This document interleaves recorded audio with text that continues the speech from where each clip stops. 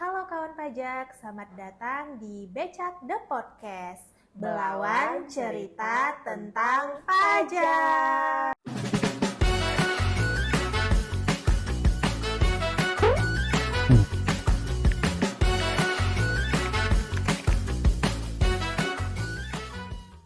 Selamat siang kawan pajak, selamat datang di Becak The Podcast episode ke-8. Podcast hari ini akan dipandu oleh saya Nia, salah satu tim penyuluh di KPP Pratama Medan Belawan. Nah, kawan pajak, tema kita hari ini masih sangat menarik nih dan penting sekali untuk kawan pajak ketahui, yaitu seputar percepatan pengembalian kelebihan pembayaran pajak yang diatur dalam Peraturan Direktur Jenderal Pajak Nomor 5 Tahun 2023. Nah, mungkin aturan ini bukan aturan yang sangat baru ya kawan pajak, karena aturan ini sudah ditetapkan pada tanggal 9 Mei tahun 2023. Dan tentunya sudah banyak kawan pajak yang sudah merasakan manfaat dari restitusi yang dipercepat ini.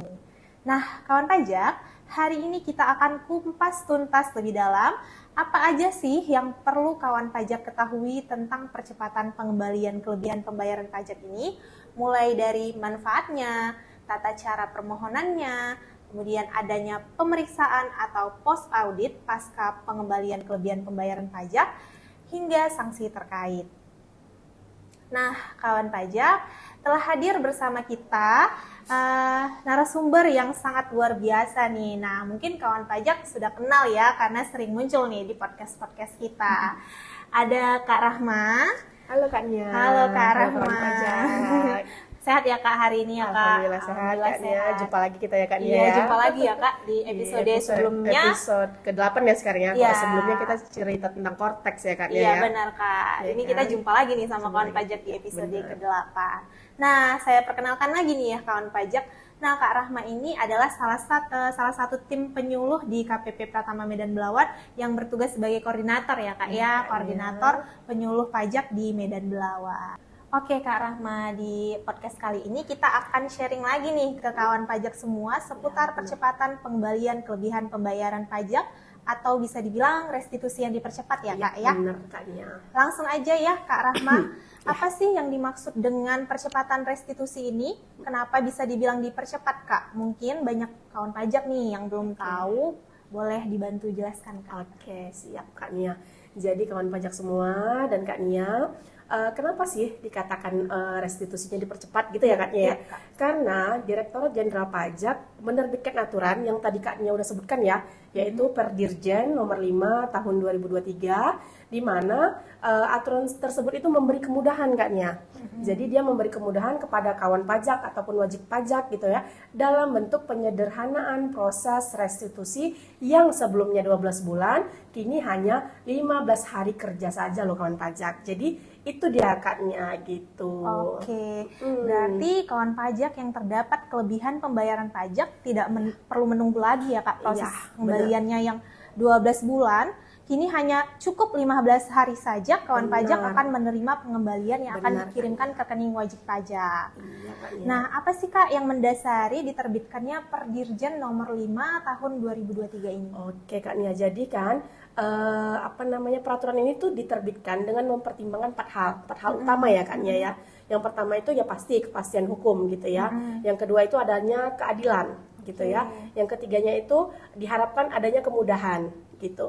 Yang terakhir yang keempat adalah percepatan layanan pengembalian kelebihan pembayaran pajak ini gitu ya bagi kawan pajak ataupun bagi wajib pajak gitu ya, orang pribadi yang menyampaikan SPT tahunan lebih bayar dengan jumlah lebih bayar tertentu Kak Nia, sehingga perlu menyederhanakan administrasi pengembalian kelebihan pembayaran pajak tersebut gitu Kak Nia. Oke Kak, berarti dengan adanya Perdirjen ini kawan pajak tentunya memberikan kepastian hukum, keadilan, kemudahan, dan percepatan layanan pengembalian dengan cara penyederhanaan administrasinya kawan pajak. Ya, nah, yang menjadi pertanyaan selanjutnya nih Kak, siapa sajakah yang memperoleh atau mendapatkan fasilitas dari kemudahan ini Kak? Oke gitu, memang benar Kak Nia. Jadi tidak semua wajib pajak mendapatkan fasilitas ini gitu ya.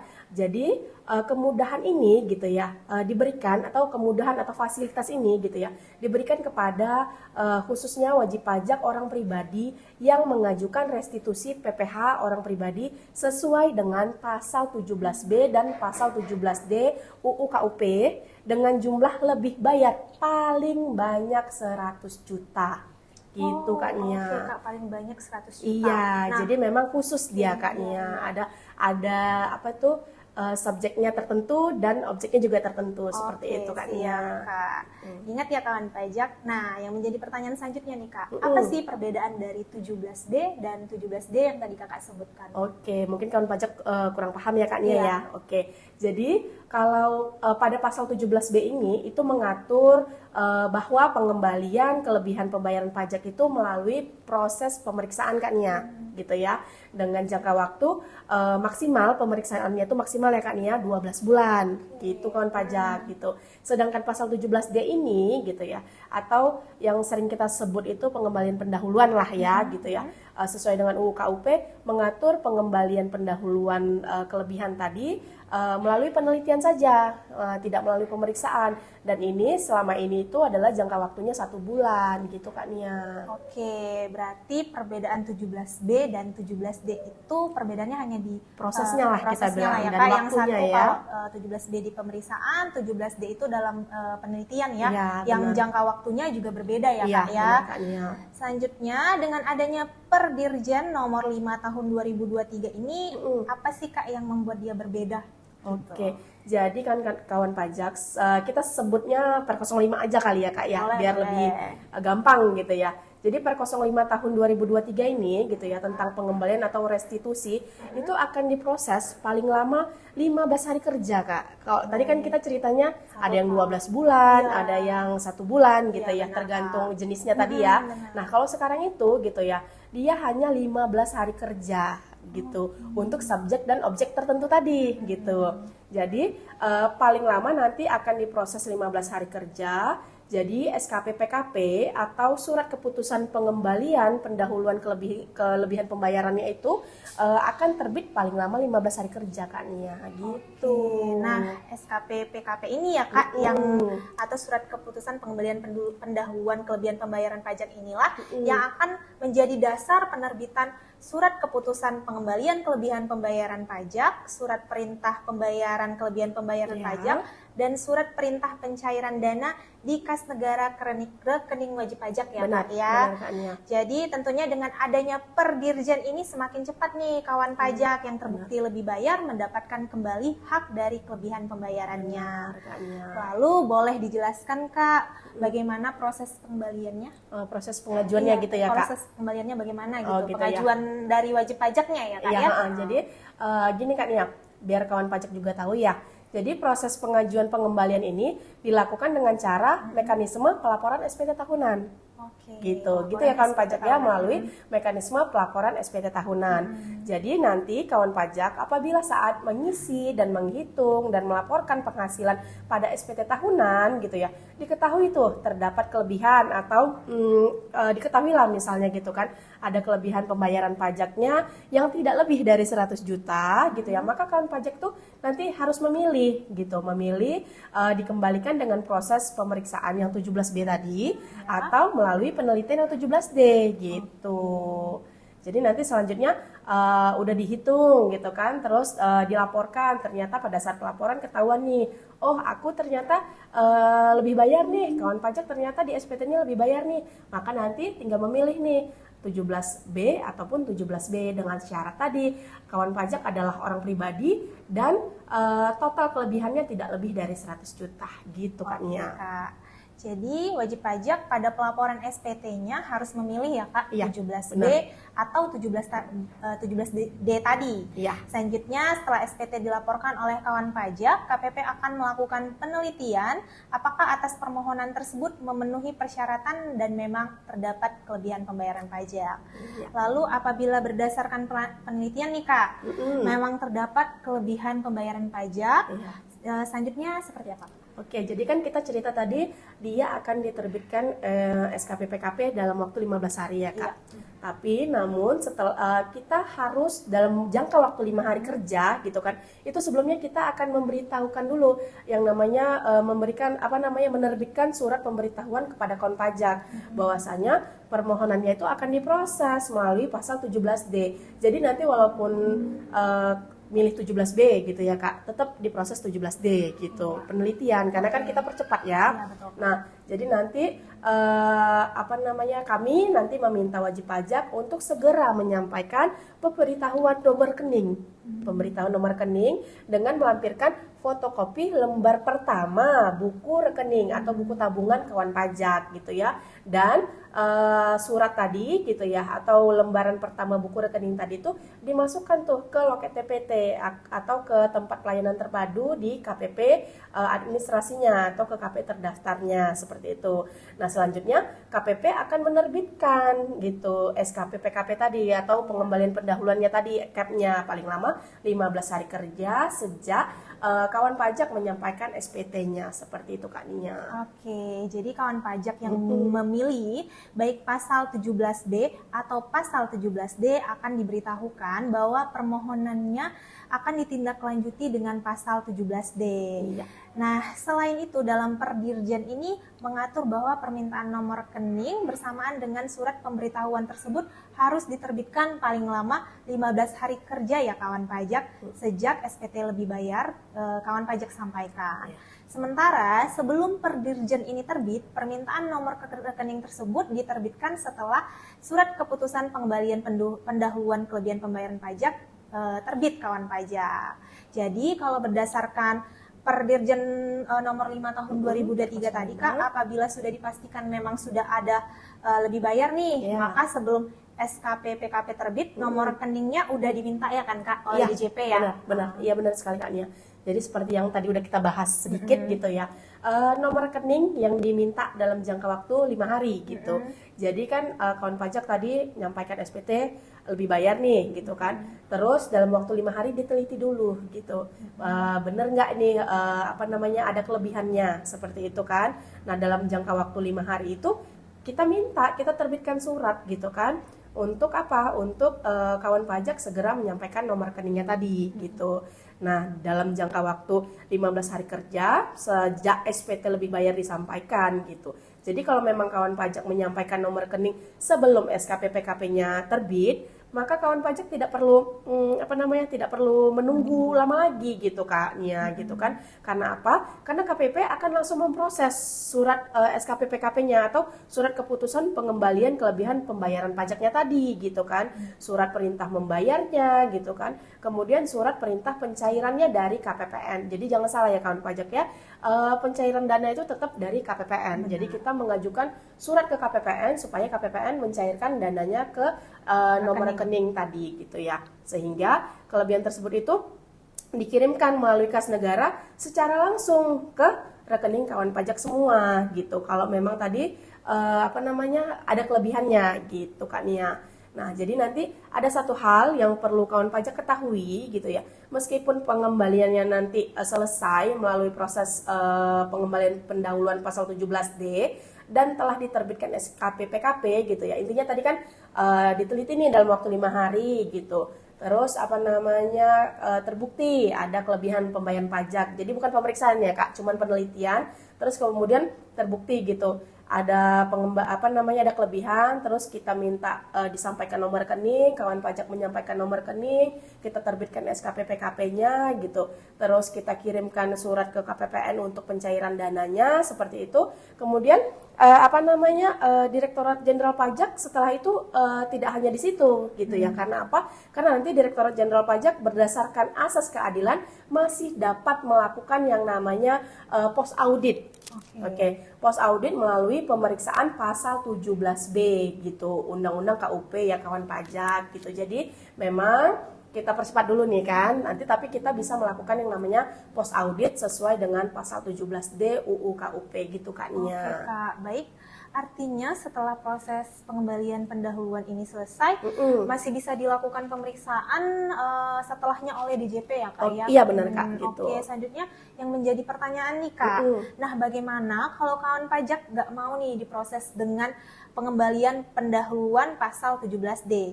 Maunya diperiksa aja lah, tohnya juga nanti setelah pasal 17D ada yang namanya post audit, ujung-ujungnya diperiksa juga gitu Kak. Jadi gini Kak Nia, seperti yang sudah dibahas sebelumnya ya kan, bersamaan dengan permintaan rekening, KPP kan juga akan memberitahukan bahwa permohonan restitusi ini gitu kan, atau permohonan restitusi kawan pajak atau wajib pajak akan ditindaklanjuti dengan pasal 17D maksud saya ya. Nah jadi apabila kawan pajak nanti yang memilih 17B gitu ya, tidak setuju pengembaliannya diproses dengan 17D, karena kan tadi kita udah bahas nih OP nilai lebihnya kurang dari 100 juta gitu kan, dia memilih 17B, tetap akan kita proses 17D. Tapi setelah kita sampaikan surat ternyata dia tidak setuju gitu ya, maka wajib pajak menyampaikan tanggapan gitu atas surat pemberitahuan tersebut maksimal sebelum SKP KPP terbit gitu kan ya kan. Jadi atas tanggapan yang disampaikan oleh kawan pajak, KPP akan menindaklanjuti dengan dua cara gitu ya. Yang pertama, apabila tanggapan diterima sebelum SKP KPP terbit, maka proses pengembalian akan ditindaklanjuti dengan prosedur pemeriksaan kembali ke pasal 17B. Ya kan? Tidak setuju tadi karena ya, nggak setuju, dia dikembalikan ke proses pemeriksaan gitu kan. Yang kedua, apabila tanggapan diterima setelah SKP KPP dan SPMKP terbit gitu ya kan ya, maka itu akan diproses sesuai dengan pasal 17 dengan memperhitungkan SKP KPP yang tadi sudah diterbitkan gitu. Jadi kan tadi udah sempat terbit nih gitu kan.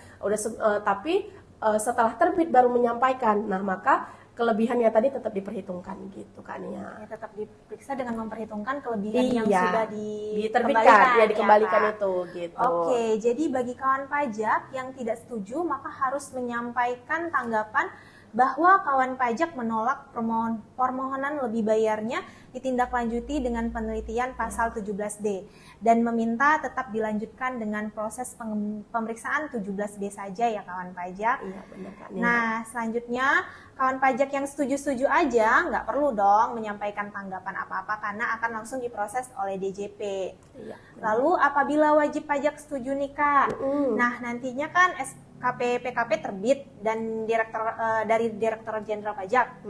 Berdasarkan azas keadilan masih dapat melakukan post audit tadi ya Kak ya. Benar. Nah, bagaimana jika ternyata berdasarkan hasil post audit bukannya lebih bayar nih Kak, malah kurang bayar, itu bagaimana Kak? Ya, jadi kan memang kita setiap pengembalian yang kita kembalikan gitu kan memang kayak ada selalu yang namanya post audit ya. Nah, dari post audit pemeriksaan ya Kak ya, itu oleh fungsional pemeriksa ternyata diketahui nih kurang bayar. Bener ya kan? Maka diterbitkan oleh fungsional pemeriksa itu yang namanya SKP KB atau surat ketetapan pajak kurang bayar gitu Kak. Maka kepada wajib pajak akan diterbitkan sanksi administratif gitu ya, berupa kenaikan 100% dari nilai SKP PKP yang telah diterbitkan Kak Nia gitu. Hal ini berdasarkan dengan pasal 17 ayat 5 UU KUP Kak Nia gitu. Jadi memang ada sanksinya gitu. Sanksinya adalah kenaikan 100% dari nilai SKP PKP yang terbit gitu kan ya. Nah, namun berdasarkan peraturan Dirjen Pajak atau yang kita sebut dengan Per 05 ini gitu ya, sanksi administrasi tersebut dapat direlaksasi menjadi hanya sebesar sanksi pasal 13 ayat 2 UU KUP ya Kak Nia. Ya, gitu. bisa kawan pajak lihat di Undang-Undang KUP ya Kak di Undang-Undang ya. KUP di pasal 13 ayat 2. Oke, nah mungkin kawan pajak bertanya-tanya nih Kak, kenapa harus ada post audit atau pemeriksaan lagi nih Kak? Boleh dijelaskan nggak Kak, apa sih penyebab dari pengembalian pendahuluan udah dikasih nih pengembalian, tapi kenapa harus ada post audit lagi? Boleh dijelaskan Kak penyebabnya kenapa? Kayak gini.